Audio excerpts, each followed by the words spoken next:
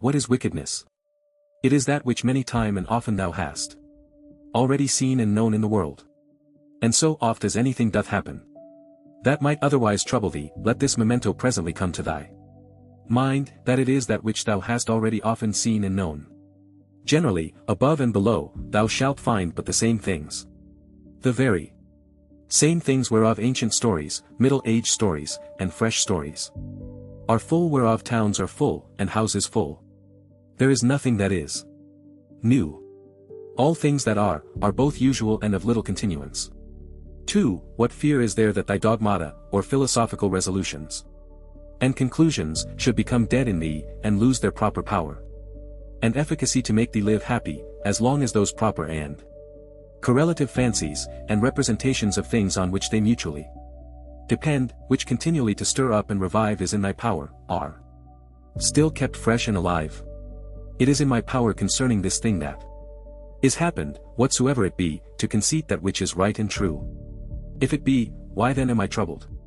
Those things that are without my understanding, are nothing to it at all, and that is it only, which doth properly concern me.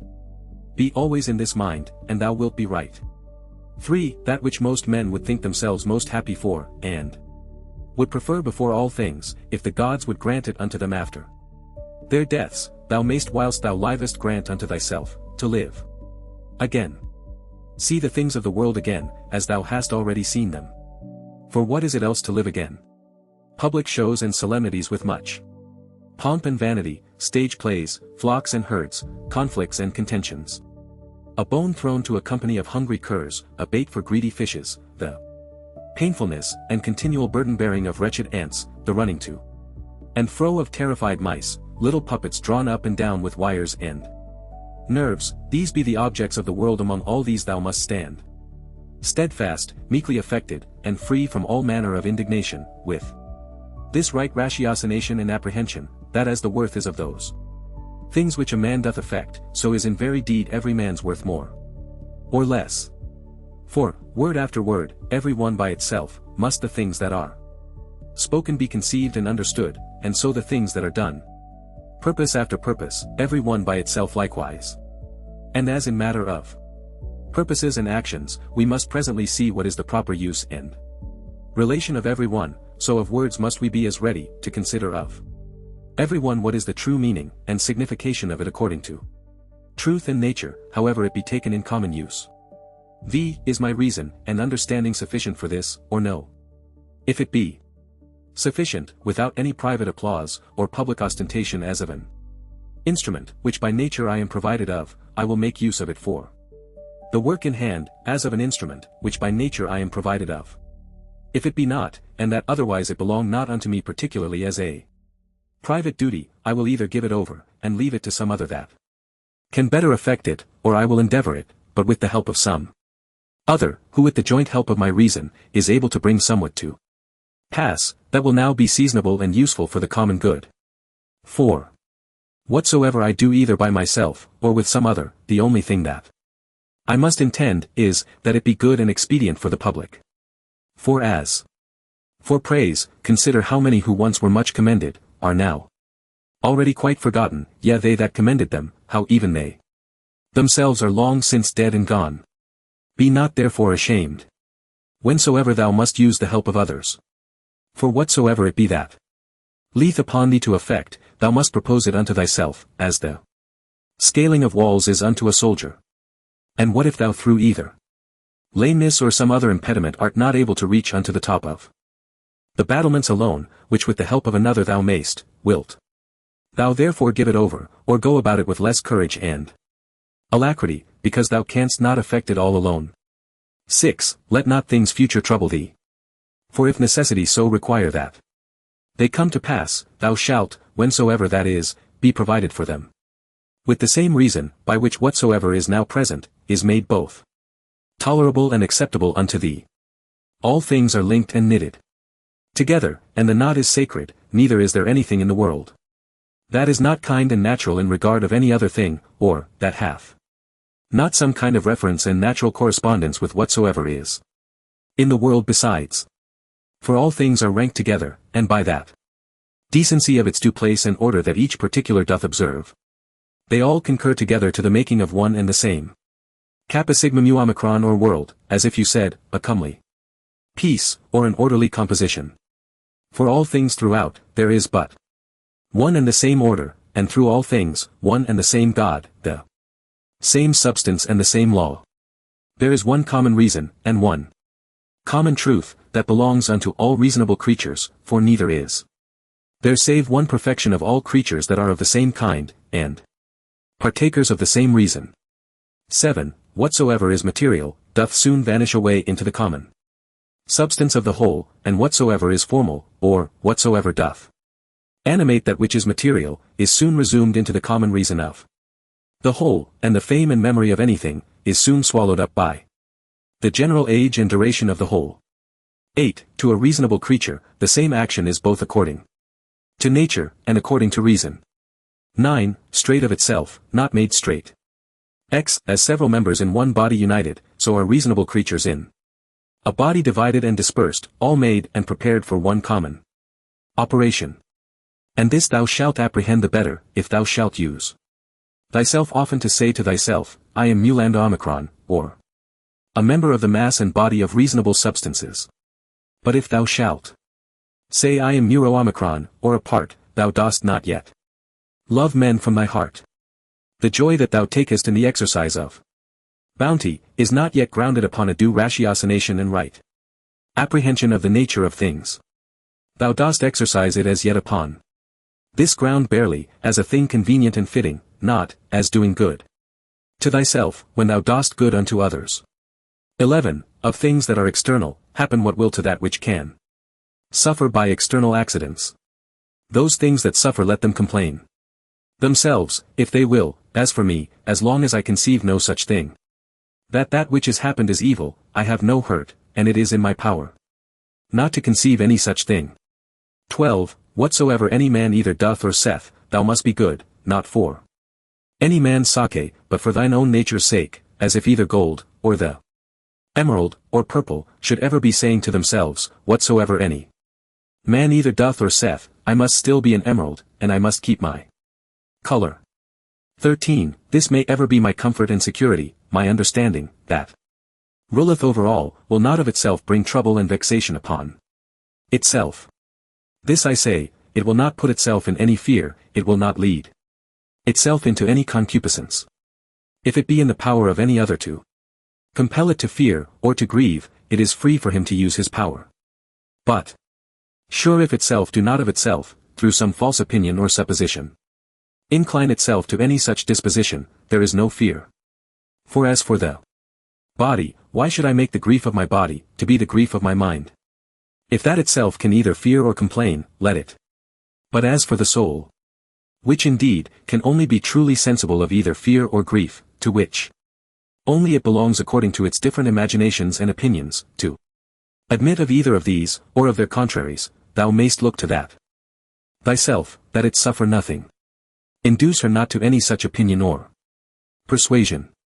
The understanding is of itself sufficient unto itself, and needs not, if itself doth not bring itself to need, any other thing besides itself, and by consequent as it needs nothing, so neither can it be troubled or hindered by anything, if itself doth not trouble and hinder itself. 14. What is epsilon delta alpha iota mu omicron nu alpha, or happiness, but gamma alpha theta delta alpha mu omega nu, or a good demon, or spirit? What then dost thou do here, O opinion? By the gods I adjure thee, that thou get thee gone, as thou earnest, for I need thee not. Thou earnest indeed unto me according to thy ancient wonted manner. It is that all men have ever been subject unto. That thou camest therefore I am not angry with thee, only begone, now that I have found thee what thou art. 15. Is any man so foolish as to fear change, to which all things that once were not owe their being? And what is it, that is more pleasing and more familiar to the nature of the universe? How couldst thou thyself use thy ordinary hot baths, should not the wood that heateth them first be changed? How couldst thou receive any nourishment from those things that thou hast eaten, if they should not be changed? Can anything else almost that is useful and profitable, be brought to pass without change? How? Then dost not thou perceive, that for thee also, by death, to come to change, is a thing of the very same nature, and as necessary for the nature of the universe? 16. Through the substance of the universe, as through a torrent pass all particular bodies, being all of the same nature, and all joint workers with the universe itself, as in one of our bodies so many members among themselves. How many such as Chrysippus, how many such as Socrates, how many such as Epictetus, hath the age of the world long since swallowed up and devoured? Let this, be it either men or businesses, that thou hast occasion to think of, to the end that thy thoughts be not distracted and thy mind too earnestly set upon anything, upon every such occasion presently come to thy mind. Of all my thoughts and cares, one only thing shall be the object, that I myself do nothing which to the proper constitution of man, either in regard of the thing itself, or in regard of the manner, or of the time of doing, is contrary. The time when thou shalt have forgotten all things, is at hand. And that time also is at hand, when thou thyself shalt be forgotten by all. Whilst thou art, apply thyself to that especially which unto man as he is a mart, is most proper and agreeable, and that is, for a man even to love them that transgress against him. This shall be, if at the same time that any such thing doth happen, thou call to mind, that they are thy kinsmen, that it is through ignorance and against their wills that they sin, and that within a very short while after, both thou and he shall be no more. But above all things, that he hath not done thee any hurt, for that by him thy mind and understanding is not made worse or more vile than it was before. 17. The nature of the universe, of the common substance of all things, as it were of so much wax, hath now perchance formed a horse, and then, destroying that figure, hath new tempered and fashioned the matter of it into the form and substance of a tree, then that again into the form and substance of a man, and then that again into some other. Now every one of these doth subsist but for a very little while. As for dissolution, if it be no grievous thing to the chest or trunk, to be joined together, why should it be more grievous to be put asunder? 18. An angry countenance is much against nature, and it is oftentimes the proper countenance of them that are at the point of death. But were it so, that all anger and passion were so thoroughly quenched in thee, that it were altogether impossible to kindle it any more, yet herein must not thou rest satisfied, but further endeavor by good consequence of true ratiocination, perfectly to conceive and understand, that all anger and passion is against reason. For if thou shalt not be sensible of thine innocence, if that also shall be gone from thee, the comfort of a good conscience, that thou doest all things according to reason, what shouldest thou live any longer for? All things that now thou sayest, are but for a moment. That nature, by which all things in the world are administered, will soon bring change and alteration upon them, and then of their substances make other things like unto them, and then soon after others. Again of the matter and substance of these, that so by these means, the world may still appear fresh and new. 19. Whensoever any man doth trespass against other, presently consider with thyself what it was that he did suppose to be good, what to be evil, when he did trespass. For this when thou knowest, thou wilt pity him, thou wilt have no occasion either to wonder, or to be angry. For either thou thyself dost yet live in that error and ignorance, as that thou dost suppose either that very thing that he doth, or some other like worldly thing, to be good, and so thou art bound to pardon him if he have done that which thou in the like case wouldst have done thyself. Or if so be that thou dost not any more suppose the same things to be good or evil that he doth, how canst thou but be gentle unto him that is in an error? XX. Fancy not to thyself things future, as though they were present. But of those that are present, take some aside, that thou takest most benefit of, and consider of them particularly, how wonderfully thou wouldst want them, if they were not present. But take heed withal, lest that whilst thou dost settle thy contentment in things present, thou grow in time so to overprize them, as that the want of them, whensoever it shall so fall out, should be a trouble and a vexation unto thee. Wind up thyself into thyself. Such is the nature of thy reasonable commanding part, as that if it exercise justice, and have by that means tranquillity within itself, it doth rest fully satisfied with itself without any other thing. XXI, wipe off all opinion, stay the force and violence of unreasonable lusts and affections, circumscribe the present time, examine whatsoever it be that is happened, either to thyself or to another, divide all present objects, either in that which is formal or material, think of the last hour. That which thy neighbor hath committed, where the guilt of it lieth, there let it rest. Examine in order whatsoever is spoken. Let thy mind penetrate both into the effects, and into the causes. Rejoice thyself with true simplicity, and modesty, and that all middle things between virtue and vice are indifferent unto thee. Finally, love mankind, obey God. XXII, all things, saith he, are by certain order and appointment. And what if the elements only? It will suffice to remember, that all things in general are by certain order and appointment, or if it be but few. And as concerning death, that either dispersion, or the atoms, or annihilation, or extinction, or translation will ensue. And as concerning pain, that which is intolerable is soon ended by death, and that which holds long must needs be tolerable, and that the mind in the meantime, which is all in all, may, by way of interclusion, or interception, by stopping all manner of commerce and sympathy with the body, still retain its own tranquility. Thy understanding is not made worse by it. As for those parts that suffer, let them, if they can, declare their grief themselves.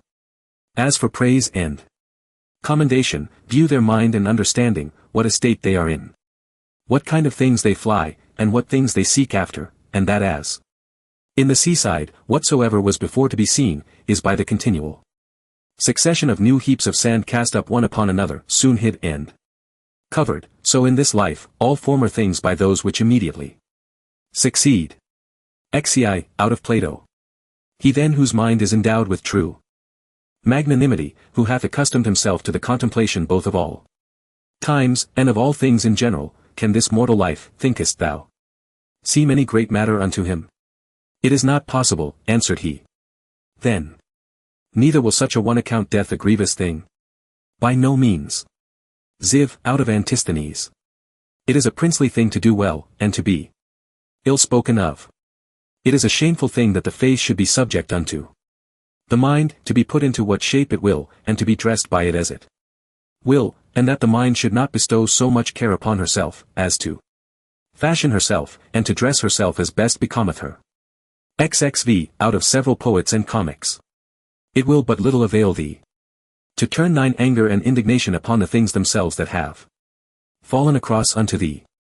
For as for them, they are not sensible of it. And see, thou shalt but make thyself a laughing-stock, both unto the gods and men, and see. Our life is reaped like a ripe ear of corn, one is yet standing and another is down, and see. But if so be that I and my children be neglected by the gods, there is some reason even for that, and see. As long as right and equity is of my side, and see.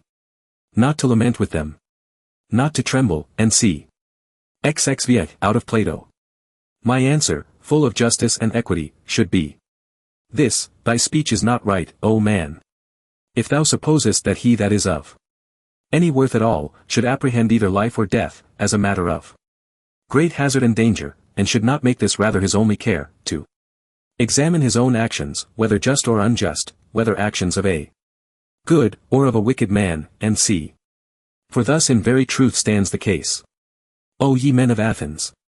What place or station soever a man either hath chosen to himself, judging it best for himself, or is by lawful authority put and settled in, therein do I think, all appearance of danger notwithstanding, that he should continue, as one who feareth neither death, nor anything else, so much as he feareth to commit anything that is vicious and shameful, and see. But, O noble sir, consider I pray, whether true generosity and true happiness do not consist in somewhat else rather than in the preservation either of our, or other men's lives. For it is not the part of a man that is a man indeed, to desire to live long or to make much of his life whilst he liveth, but rather, he that is such, will in these things wholly refer himself unto the gods, and believing that which every woman can tell him, that no man can escape death, the only thing that he takes thought and care for is this, that what time he liveth, he may live as well and as virtuously as he can possibly, and see. To look about, and with the eyes to follow the course of the stars and planets as though thou wouldst run with them, and to mind perpetually the several changes of the elements one into another. For such fancies and imaginations help much to purge away the dross and filth of this our earthly life, and see. That also is a fine passage of Plato's, where he speaketh of worldly things in these words, thou must also as from some higher place look down, as it were, upon the things of this world, as flocks, armies, husbandmen's labors, marriages, divorces, generations, deaths, the tumults of courts and places of judicatures, desert places, the several nations of barbarians, public festivals, mournings, fairs, markets. How all things upon earth are pell-mell, and how miraculously things contrary one to another, concur to the beauty and perfection of this universe. XXVIII, to look back upon things of former ages, as upon the manifold changes and conversions of several monarchies and commonwealths. We may also foresee things future, for they shall all be of the same kind. Neither is it possible that they should leave the tune, or break the concert that is now begun, as it were, by these things that are now done and brought to pass in the world. It comes all to one therefore, whether a man be a spectator of the things of this life but 40 years, or whether he see them 10,000 years together, for what shall he see more? And as for those parts that came from the earth, they shall return unto the earth again, and those that came from heaven, they also shall return unto those heavenly places. Whether it be a mere dissolution and unbinding of the manifold intricacies and entanglements of the confused atoms, or some such dispersion of the simple and incorruptible elements. With meats and drinks and diverse charms, they seek to divert the channel, that they might not die. Yet must we needs endure that blast of wind that cometh from above, though we toil and labor never so much. XXIII, he hath a stronger body, and is a better wrestler than I. What, then? Is he more bountiful? Is he more modest? Doth he bear all adverse chances with more equanimity, or with his neighbor's offences with more meekness and gentleness than I? XXIX, where the matter may be affected agreeably to that reason, which both unto the gods and men is common, there can be no just cause of grief or sorrow. For where the fruit and benefit of an action well begun and prosecuted according to the proper constitution of man may be reaped and obtained, or is sure and certain, it is against reason that any damage should there be suspected. In all places, and at all times, it is in thy power religiously to embrace whatsoever by God's appointment is happened unto thee, and justly to converse with those men, whom thou hast to do with, and accurately to examine every fancy that presents itself, that nothing may slip and steal in, before thou hast rightly apprehended the true nature of it. XXX, look not about upon other men's minds and understandings, but look right on forwards whither nature, both that of the universe, in those things that happen unto thee, and thine in particular, in those things that are done by thee, doth lead, and direct thee. Now every one is bound to do that, which is consequent and agreeable to that end which by his true natural constitution he was ordained unto. As for all other things, they are ordained for the use of reasonable creatures, as in all things we see that that which is worse and inferior, is made for that which is better. Reasonable creatures, they are ordained one for another. That, therefore, which is chief in every man's constitution, is, that he intend the common good. The second is, that he yield not to any lusts and motions of the flesh. For it is the part and privilege of the reasonable and intellective faculty, that she can so bound herself, as that neither the sensitive, nor the appetitive faculties, may not anyways prevail upon her. For both these are brutish. And therefore over both she challengeth mastery, and cannot anyways endure, if in her right temper, to be subject unto either. And this indeed most justly. For by nature she was ordained to command all in the body. The third thing proper to man by his constitution, is, to avoid all rashness and precipitancy, and not to be subject to error. To these things then, let the mind apply herself and go straight on, without any distraction about other things, and she hath her end, and by consequent her happiness. XXXI, as one who had lived, and were now to die by right, whatsoever is yet remaining, bestow that wholly as a gracious overplus upon a virtuous life. Love and affect that only, whatsoever it be that happeneth, and is by the fates appointed unto thee. For what can be more reasonable? And as anything doth happen unto thee by way of cross, or calamity, call to mind presently and set before thine eyes, the examples of some other men, to whom the selfsame thing did once happen likewise. Well, what did they? They grieved, they wondered, they complained. And where are they now? All dead and gone. Wilt thou also be like one of them? Or rather leaving to men of the world, whose life both in regard of themselves, and them that they converse with, is nothing but mere mutability, or men of as fickle minds, as fickle bodies, ever changing and soon change themselves, let it be thine only care and study, how to make a right use of all such accidents. For there is good use to be made of them, and they will prove fit matter for thee to work upon, if it shall be both thy care and thy desire, that whatsoever thou doest, thou thyself mayst like and approve thyself for it.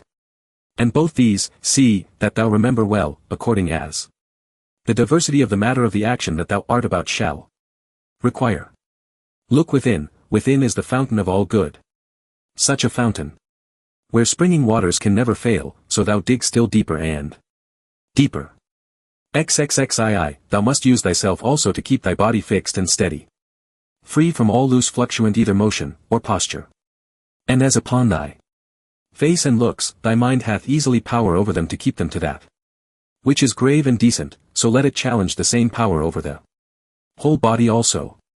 But so observe all things in this kind, as that it be without any manner of affectation.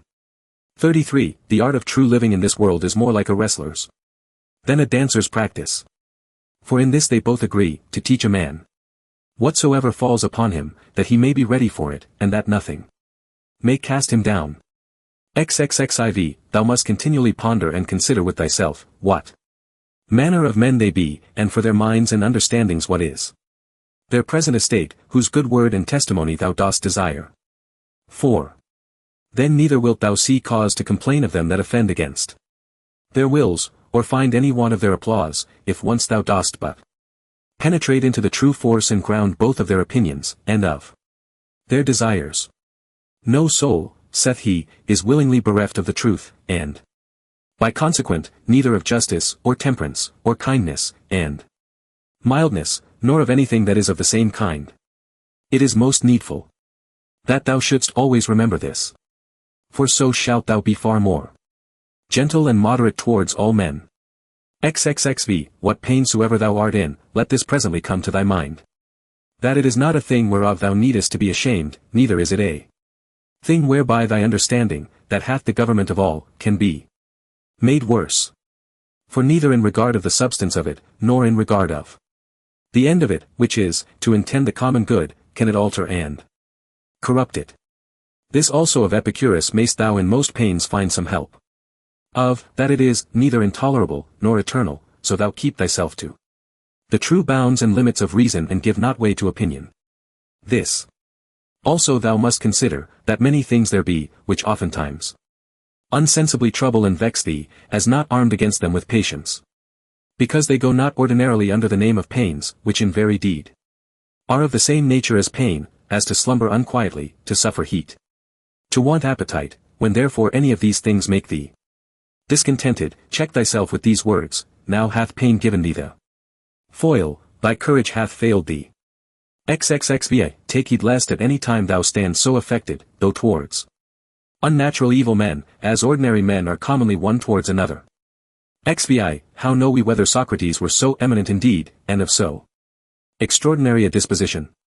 For that he died more gloriously, that he disputed with the sophists more subtlety, that he watched in the frost more assiduously, that being commanded to fetch innocent Salaminius, he refused to do it more generously, all this will not serve. Nor that he walked in the streets, with much gravity and majesty, as was objected unto him by his adversaries, which nevertheless a man may well doubt of, whether it were so or no, or, which above all the rest, if so be that it were true, a man would well consider of, whether commendable, or discommendable. The thing therefore that we must inquire into, is this: what manner of soul Socrates had, whether his disposition was such, as That all that he stood upon, and sought after in this world, was barely this, that he might ever carry himself justly towards men, and holily towards the gods.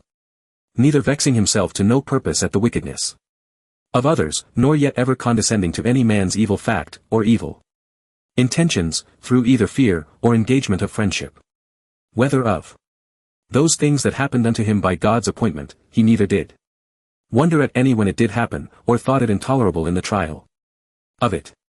And lastly, whether he never did suffer his mind to sympathize with the senses, and affections of the body. For we must not think that nature hath so mixed and tempered it with the body, as that she hath not power to circumscribe herself, and by herself to intend her own ends and occasions. XXXVI, for it is a thing very possible, that a man should be a very divine man, and yet be altogether unknown. This thou must ever be mindful of, as of this also, that a man's true happiness doth consist in very few things. And that although thou dost despair, that thou shalt ever be a good either logician, or naturalist, yet thou art never the further off by it from being either liberal, or modest, or charitable, or obedient unto God. XXXIX, free from all compulsion, in all cheerfulness and alacrity thou mayst run out thy time, though men should exclaim against thee never so much, and the wild beasts should pull in sunder the poor members of thy hampered mass of flesh. For what in either of these or the like cases should hinder the mind to retain her own rest and tranquillity, consisting both in the right judgment of those things that happen unto her, and in the ready use of all present matters and occasions, so that her judgment may say, to that which is befallen her by way of cross, this thou art in very deed, and according to thy true nature, notwithstanding that in the judgment of opinion thou dost appear otherwise, and her discretion to the present object, thou art that, which I sought for. For whatsoever it be that is now present, shall ever be embraced by me as a fit and seasonable object, both for my reasonable faculty, and for my sociable, or charitable inclination to work upon. And that which is principal in this matter, is that it may be referred either unto the praise of God, or to the good of men. For either unto God or man, whatsoever it is that doth happen in the world hath in the ordinary course of nature its proper reference, neither is there anything, that in regard of nature is either new, or reluctant, and intractable, but all things both usual and easy. XL, then hath a man attained to the estate of perfection in his life and conversation, when he so spends every day, as if it were his last day. Never hot and vehement in his affections, nor yet so cold and stupid as one that had no sense, and free from all manner of dissimulation. XLI, can the gods, who are immortal, for the continuance of so many ages, bear without indignation with such and so many sinners, as have ever been. Yet not only so, but also take such care for them, that they want nothing. And dost thou so grievously take on, as one that could bear with them no longer, thou that art but for a moment of time? Yea, thou that art one of those sinners thyself? A very ridiculous thing it is, that any man should dispense with vice and wickedness in himself, which is in his power to restrain, and should go about to suppress it in others, which is altogether impossible.